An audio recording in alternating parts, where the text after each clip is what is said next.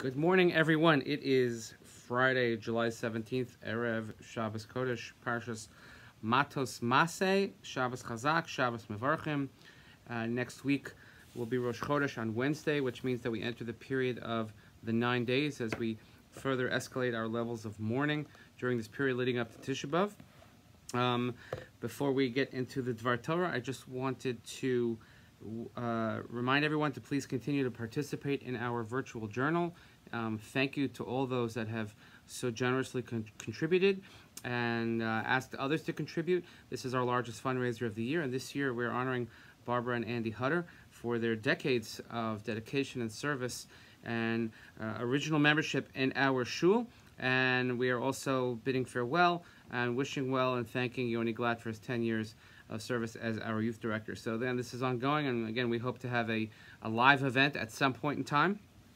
Just also to remind everybody that we will be having our general meeting. It will probably take place in very early August, right after Tisha B'Av, where we have to have the formal election of the new presidents, and we will also have a lot of other great surprises for that meeting, and we will also discuss our procedures, what's going to take place for the high holidays, which of course we're working on diligently right now as we speak, because there's a lot that needs to be considered with so much uncertainty.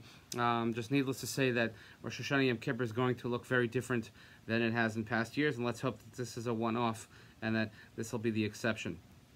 Please continue to daven for Refuah Shalema for all those who need, including Mordechai ben Elka, Robert Falzev ben Rickel, Noah Alice Bat Lilach, Esther, Gittel Basara, Rezel Basara, again, all those who need our tefillah, and how much it's appreciated by the families of those who are dealing with their loved ones who are not well. Also, please, this Shabbos, join me in wishing a very happy birthday to our co-president, Jeff Suskin, who's celebrating a milestone birthday. Every birthday is a milestone, so Jeff, happy birthday, and I hope you enjoy it with the family. And I wanted to share a Dvar Torah. I don't have a sponsor. Again, anybody who wants to sponsor any of the Dvar Torahs coming up, we have a number of openings. I know it's summer, people are away, and it slips our mind, but this is a wonderful opportunity. We didn't see much of one another this week in this format, but again, if you'd like to sponsor me not to talk, that's also something we could do. I'll do anything to raise money for the shul. You know how it is. But this Shabbos, we read Matos and Massei. And it's the longest Torah reading of the year. It's a double parsha, and one is longer than the next. And I would be remiss, by the way, if I did not, again, publicly thank those who have really, for the past year, assisted us with the Kriyas HaTorah.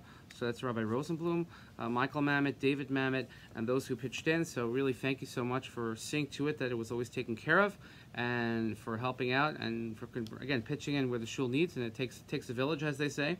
So this is a very long Torah reading, and it culminates, of course, this is the end of Sefer Bamidbar, and we finish with Chazak, Chazak, V'nis Chazek. The last time we had Chazak, Chazak, V'nis Chazek, we didn't have it because we weren't in shul. And I've always found it a little bit odd that we have this sort of celebratory singing of Chazak, Chazak, and those who will be in shul tomorrow will hear it, but we have it during the 3 weeks, because this is always during the 3 weeks. Because next week is Devarim. Devarim is always the Shabbos before Tisha B'Av, Shabbos Chazon as it's called, which we'll discuss next week about how it even takes on some of the morning practices on Shabbos. Here, Chazak, Chazak, V'nis Chazek. I mean, is it appropriate for us to laud ourselves, to praise ourselves, to say, oh, look, we finished a book of the Chumash? And by the way, when you finish Bamidbar, that's it. The Chumash is basically over. Devarim is Moshe Rabbeinu's speech. Not much happens, so to say, until the very end of Devarim, when Moshe Rabbeinu has his final moments with God and with the earth before he dies.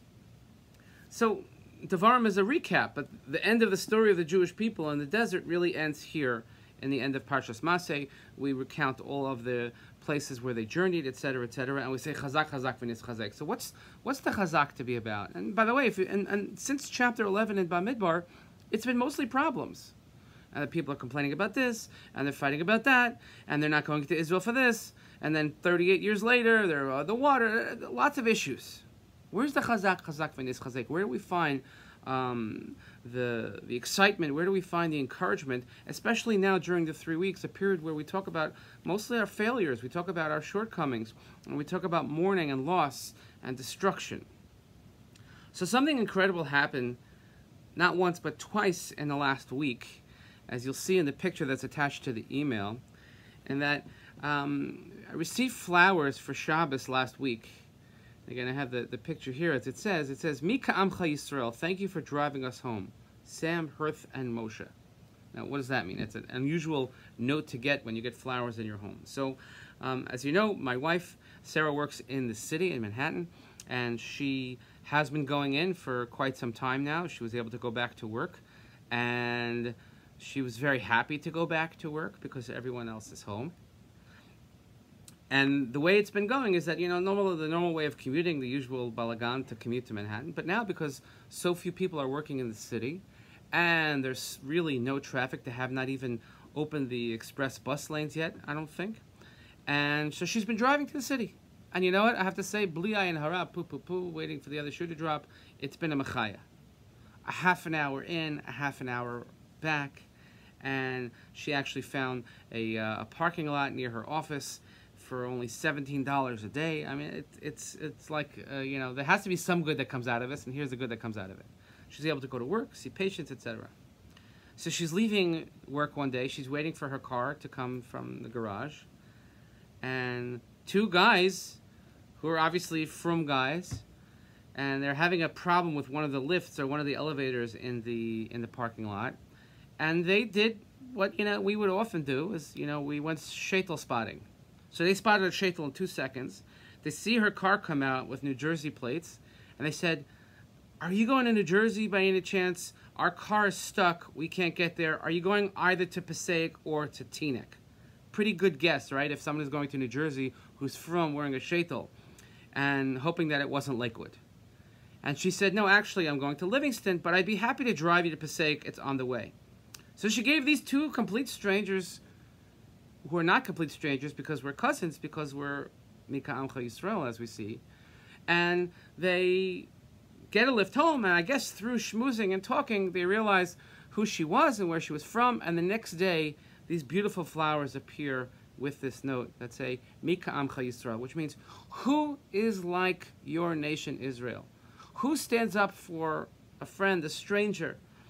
When I used to live in Monsey, when we were driving always to Manhattan for whatever reason, you would drive down the Lonely Palisades Parkway, which was known to be a great speed traps along the way.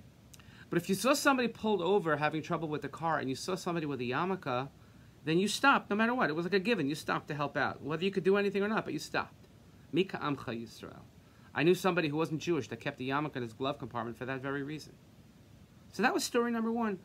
Strangers who are not strangers, and they recognized a fellow Jew, and a fellow Jew saw two guys in need, and she took care of it, and she says, "You know what? Let me take you home. No problem." That's what we do. Another story that happened this week is my wife got a WhatsApp message.